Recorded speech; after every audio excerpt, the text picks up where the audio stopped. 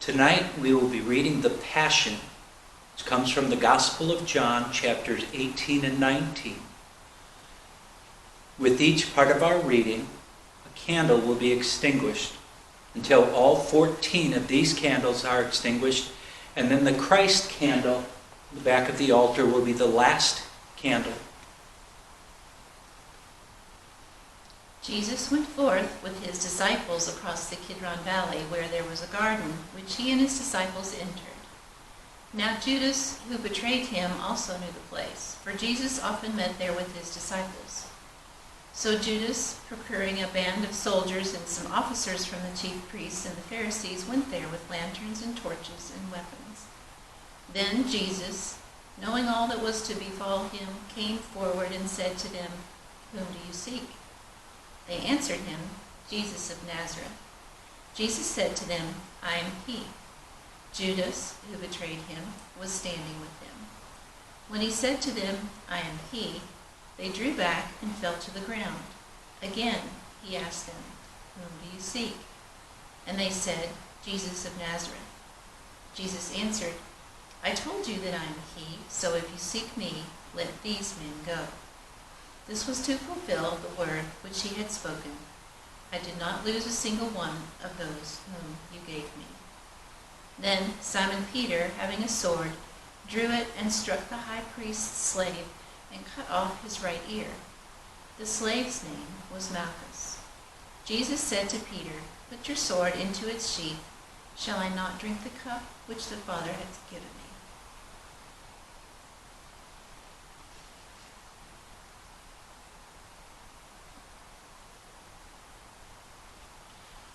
So the band of soldiers and their captain and the officers of the Judean authorities seized Jesus and bound him. First they led him to Annas, for he was the father-in-law of Caiaphas, who was high priest that year. It was Caiaphas who had given counsel to the religious authorities that it was expedient that one man should die for the people.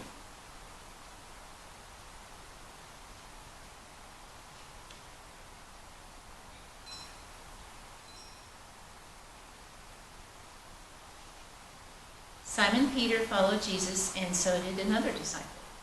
As this disciple was known to the high priest, he entered the court of the high priest along with Jesus, while Peter stood outside at the door. So the other disciple, who was known to the high priest, went out and spoke to the woman who guarded the gate and brought Peter in. The woman who guarded the gate said to Peter, "Are not you also one of this man's disciples?" He said, "I am not." Now the servants and officers had made a charcoal fire because it was cold, and they were standing and warming themselves. Peter also was with them, standing and warming himself.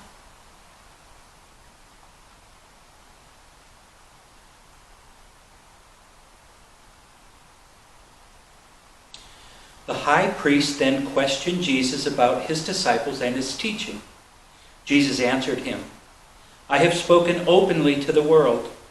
I have always taught in synagogues and in the temple, where all Jewish people come together. I have said nothing secretly. Why do you ask me? Ask those who have heard me. What I said to them, they know what I said." When he had said this, one of the officers standing by struck Jesus with his hand, saying, "Is that how you answer the high priest?" Jesus answered him, "If I have spoken wrongly, bear witness to the wrong. But if I have spoken rightly, why do you strike me?" Annas then sent him bound to Caiaphas, the high priest.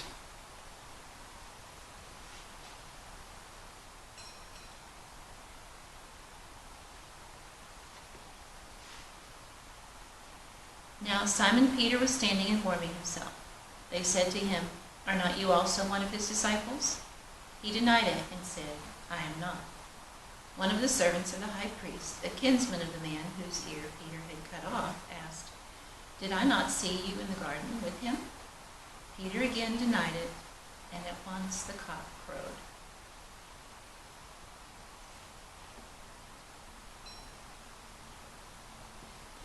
Then they led Jesus from the house of Caiaphas to Pilate's headquarters.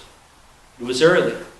They themselves did not enter the headquarters so that they might not be defiled, but might eat the Passover.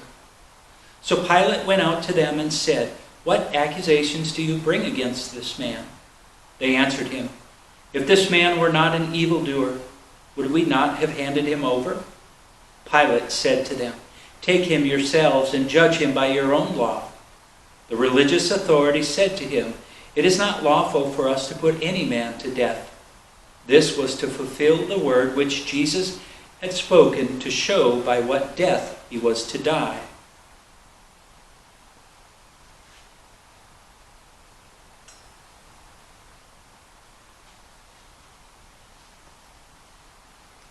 Pilate entered the headquarters again and called Jesus and said to him, "Are you the king of the Jews?"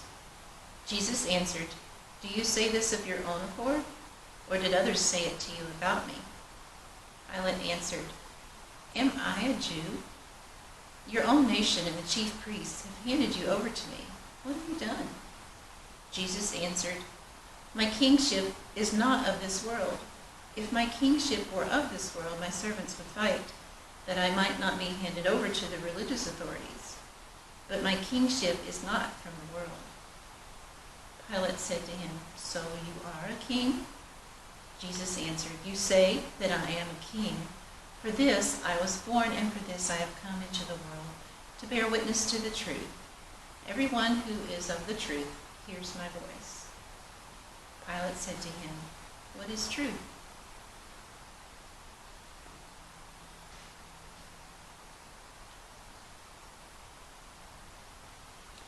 After Pilate had said this, he went to the religious authorities again and told them, "I find no crime in him, but you have a custom that I should release one man for you at the Passover. Will you have me release for you the king of the Jews?" They cried out again, "Not this man, but Barabbas." Now Barabbas was a robber.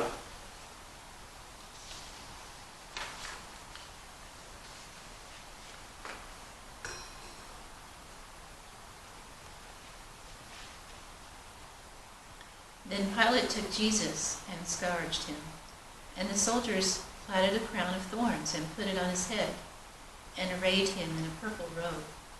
They came up to him, saying, "Hail, King of the Jews!" and struck him with their hands. Pilate went out again and said to them, "See, I am bringing him out to you, that you may know that I find no crime in him." So Jesus came out, wearing the crown of thorns and the purple robe. Pilate said to them, "Behold the man." When the chief priests and the officers saw him, they cried out, "Crucify him! Crucify him!"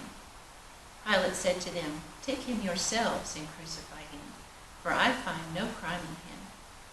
The religious authorities answered him, "We have a law, and by that law he ought to die because he has made himself the Son of God." When Pilate heard these words, he was the more afraid. He entered the headquarters again and said to Jesus, "Where are you from?" But Jesus gave no answer. Pilate therefore said to him, "You will not speak to me? Do you not know that I have power to release you and power to crucify you?" Jesus answered him, "You would have no power over me unless it had been given you from above. Therefore, he who delivered me to you has the greater sin."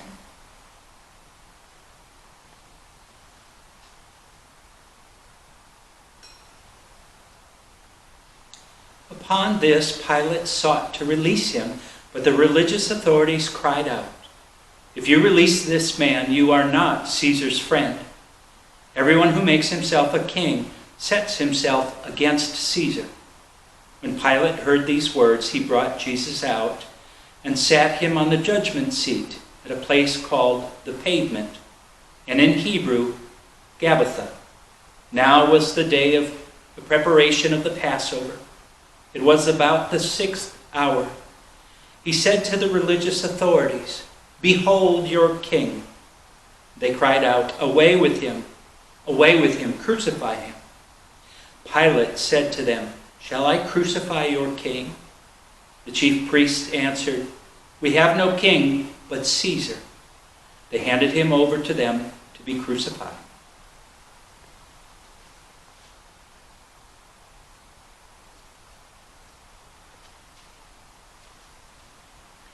So they took Jesus, and he went out bearing his own cross to the place called the place of a skull, which is called in Hebrew Golgotha.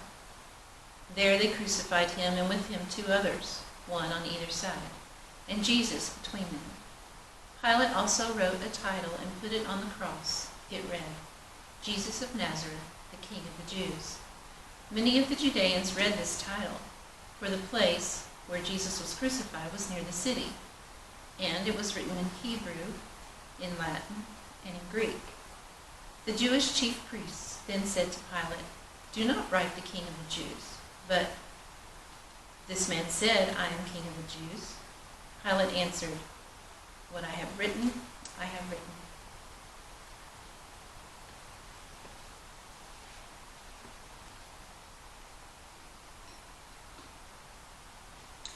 When the soldiers had crucified Jesus, they took his garments and made 4 parts, one for each soldier, also his tunic. But the tunic was without seam, woven from top to bottom. So they said to one another, "Let us not tear it, but cast lots for it, to see whose it shall be." This was to fulfill the scripture.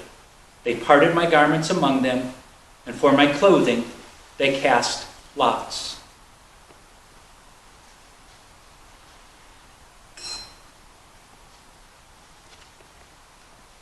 So the soldiers did this, but standing by the cross of Jesus were his mother and his mother's sister, Mary, the wife of Clopas, and Mary Magdalene. When Jesus saw his mother and the disciple whom he loved standing near, he said to his mother, "Woman, behold your son." Then he said to the disciple, "Behold your mother." And from that hour the disciple took her to his own home.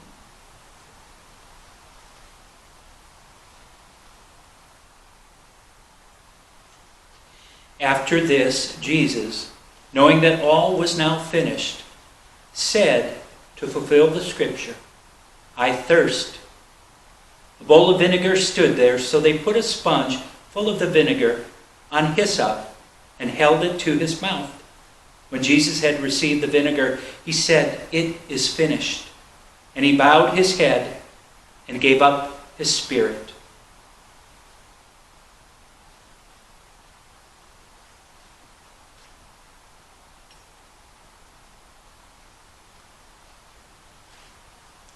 Since it was the day of preparation, in order to prevent the bodies from remaining on the cross on the Sabbath, for that Sabbath was a high day, the religious authorities asked Pilate that their legs might be broken and that they might be taken away.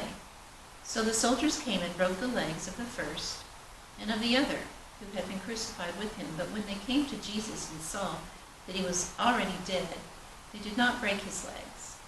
But one of the soldiers pierced his side with a spear, and at once there came out blood and water. He who saw it has borne witness. His testimony is true, and he knows that he tells the truth, that you also may believe.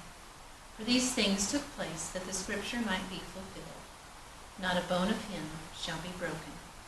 And again, another scripture says, they shall look on him whom they have pierced.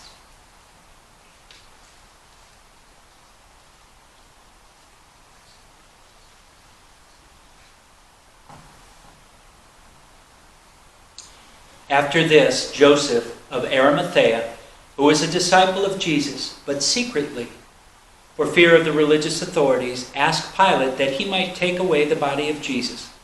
And Pilate gave him leave. So he came and took away his body.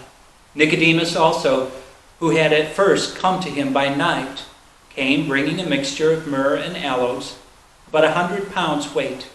They took the body of Jesus and bound it in linen cloths with the spices, as is the burial custom of the Jews. Now in the place where he was crucified, there was a garden, and in the garden a new tomb where no one had ever been laid. So because of the Jewish day of preparation, as the tomb was close at hand, they laid Jesus there.